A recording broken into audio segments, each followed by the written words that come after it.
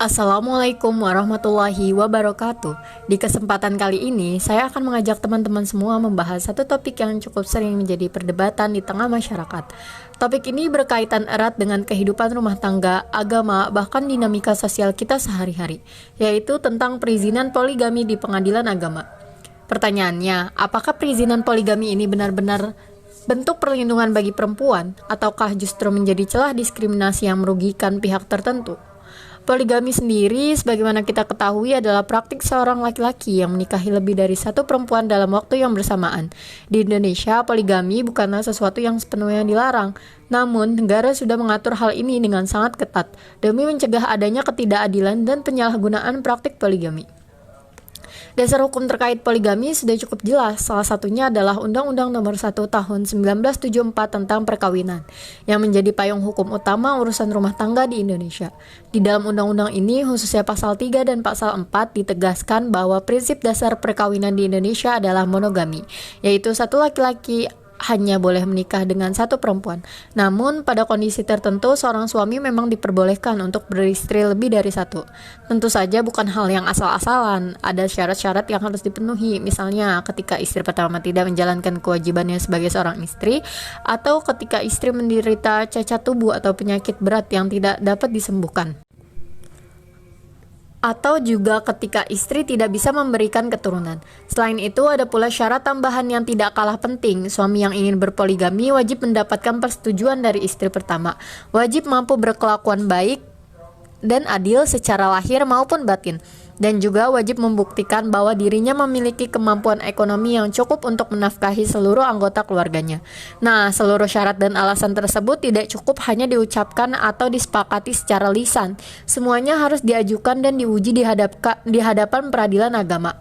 Artinya, suami yang ingin berpoligami wajib mengajukan permohonan izin ke pengadilan agama sesuai domisili tempat tinggalnya. Di persidangan, hakim akan memanggil istri pertama untuk hadir. Hakim juga akan memeriksa secara objektif seluruh aspek, mulai dari alasan suami ingin berpoligami, kondisi istri pertama, kemampuan ekonomi suami, sampai sejauh mana suami bisa berlaku adil. Pada akhirnya, hakim bisa saja mengabulkan permohonan poligami jika seluruh persyaratannya dipenuhi, atau menolak permohonan tersebut jika ditemukan pelanggaran atau ketidaksesuaian dengan ketentuan hukum. Sayangnya, dalam praktik di lapangan, tidak sedikit suami yang memilih jalan pintas. Banyak kasus di mana poligami dilakukan secara diam-diam tanpa izin resmi dari pengadilan agama. Bahkan tidak jarang pula istri pertama tidak mengetahui bahwa suaminya telah menikah lagi. Praktik ini jelas melanggar hukum dan melahirkan banyak kerugian, terutama bagi pihak perempuan dan anak-anak yang terlibat dalam pernikahan tersebut. Pernikahan yang tidak tercatat di pengadilan agama atau dilakukan secara siri memang mungkin dianggap secara sah di agama oleh sebagian orang.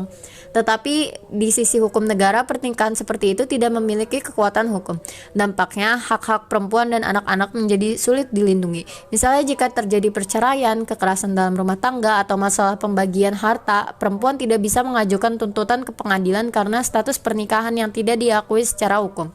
Bahkan dokumen administrasi seperti kartu keluarga, akta kelahiran anak, dan KTP istri pun bisa bermasalah.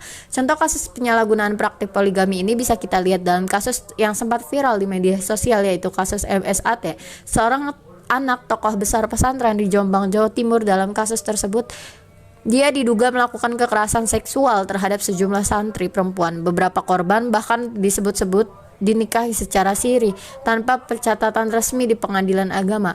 Pernikahan siri ini diduga digunakan sebagai tameng untuk melegalkan hubungan tersebut sekaligus menghindari jerat hukum kekerasan seksual. Kasus ini menjadi sorotan karena menunjukkan bagaimana ketimpangan relasi kuasa, terutama dalam lingkungan pesantren, dapat mempermudah terjadinya manipulasi dan ketidakadilan terhadap perempuan.